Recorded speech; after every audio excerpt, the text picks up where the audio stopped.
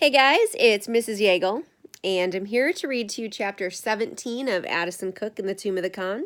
This chapter starts on page 173. It's called Escape from Kashgar. Addison's team barreled toward the airfield like they were outrunning a cattle stampede. Molly spread her arms wide and halted the group, beckoning everyone to duck low behind the fueling station.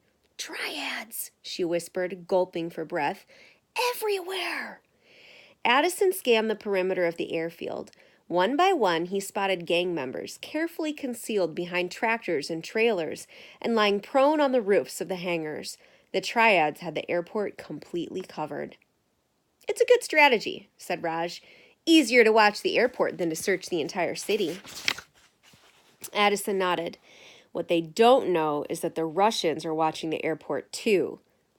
So how do we get out of here?" "We've got to take Dax's plane from the Russians." "That's stealing," said Molly. "They stole it first. If you steal something that's stolen, that's the opposite of stealing. That's unstealing. We're unstealing his plane." "Okay, fine. But if we're going to unsteal an airplane, don't we need the keys?" "Way ahead of you, Mo." Addison held up the keys he'd stolen from Boris's pants.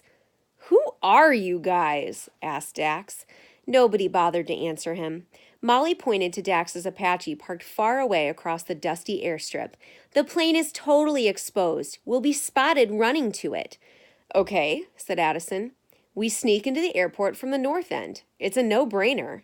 "Only because you haven't got one," said Molly. "The Russians are up there."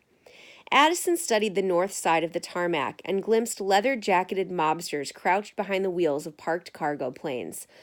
"Alaric the Visgoth!" "Who?" asked Eddie. "Enemy of Rome," said Molly, blowing the stray strand of hair from her eyes. "We need a decent plan." "All right, Mo," said Addison. "What do you suggest?" "Mayhem?"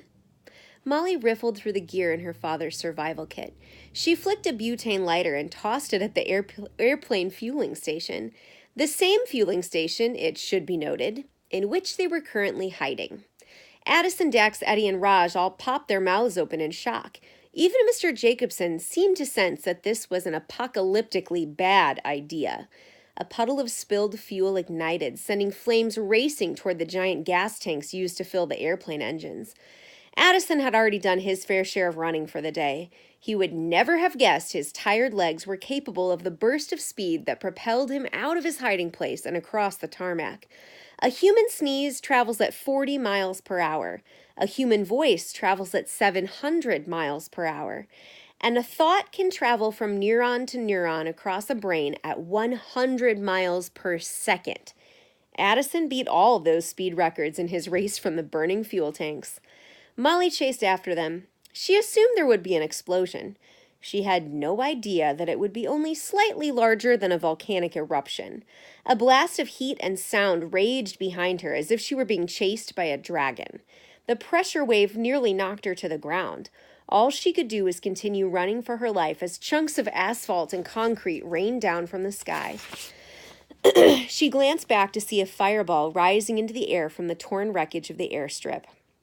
She felt a twinge of guilt about destroying the airport, until she remembered that the airport had been in pretty bad shape to begin with. Once Addison realized he'd outrun the specter of death, he was immediately overwhelmed with pride for his sister. "Fine work, Molly." Triads were diving for cover across the tarmac. Dax loped up to the group, wiping soot from the back of his neck. "Who are you guys?" Addison allowed himself to briefly wrap a proud arm around Molly's shoulders. "We're cooks." He turned back to the airstrip. "Come on, let's get that plane." The group ankled it along a row of parked airplanes.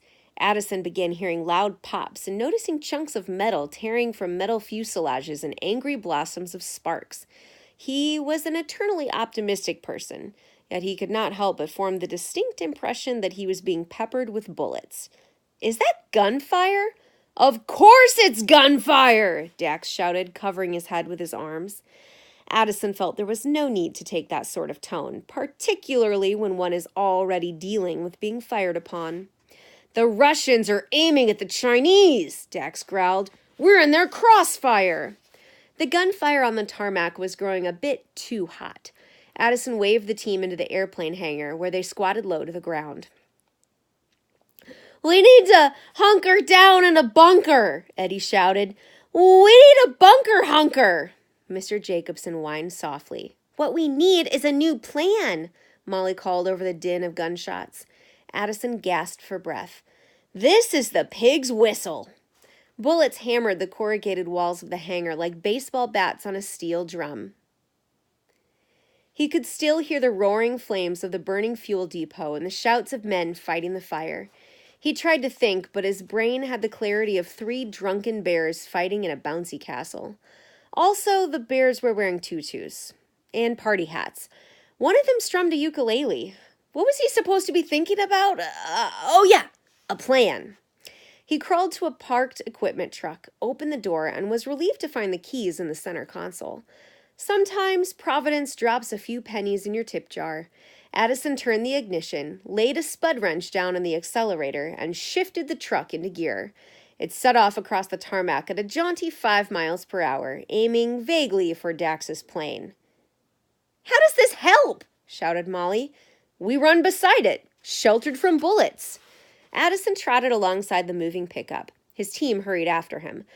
Unfortunately, the truck continued to pour on speed, and they were soon sprinting to keep up. "Nothing like a refreshing jog to restore the spirits," he gasped.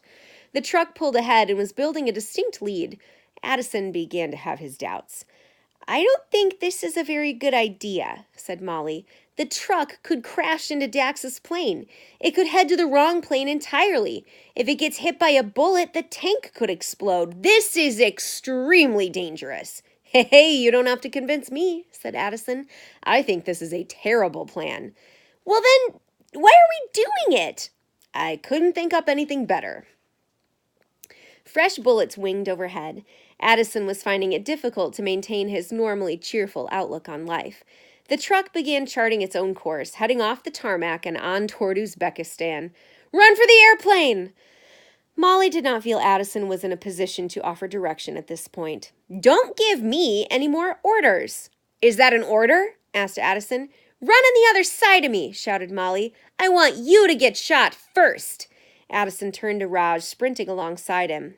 "Sisters, am I right?" "Tell me about it," said Raj. "I have 3 of them." More gunfire erupted. Addison was no great runner. It might be said that he was a better swordsman. But somehow, in the chaos of dodging gunfire, it was Addison who reached the Apache first. He unlocked the door, leapt inside, and jammed the keys into the ignition. The twin propellers roared to life. Addison released the wheel brake, and the plane began to roll forward. "Get in, Dax! I don't know how to drive this thing."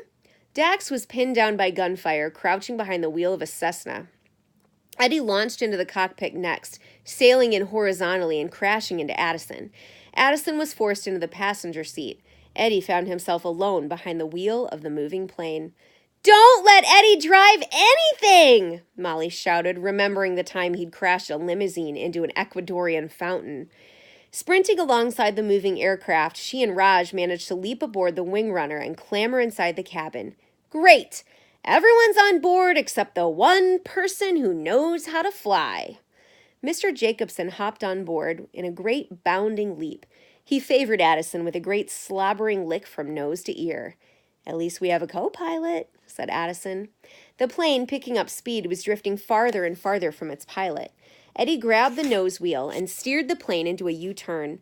Dax, still stiff from his bar fight, limped across the runway. A few triads raced across the Apache's path, brandishing weapons, but Eddie guided the plane straight toward them, its whipping propeller blades chasing the triads right off the tarmac. Eddie laughed maniacally, mad with power. Dax ducked raking gunfire and reached the plane as Eddie was taxiing onto the one runway not completely gutted by Molly's fuel explosion.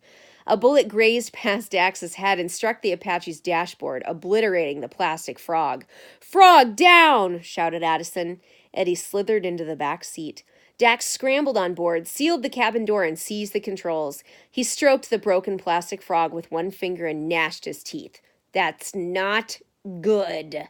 Triads stormed the runway. Addison spotted his Aunt Delia and Uncle Nigel hunkered down next to Madame Feng. They were hiding by an equipment shed as Russians raced past. Dax opened the throttle and the plane bucked forward like a sprinter at the starter pistol.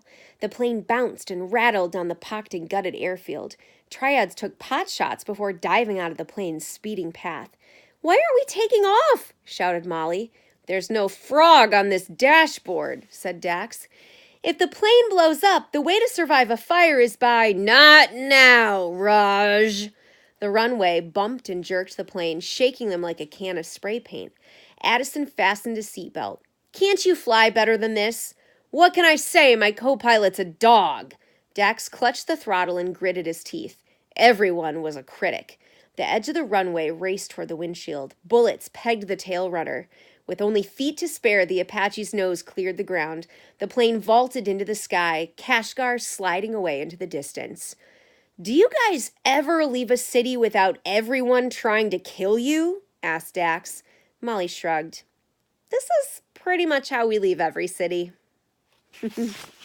I hope you liked that chapter. I'll be back in a little bit for chapter 18.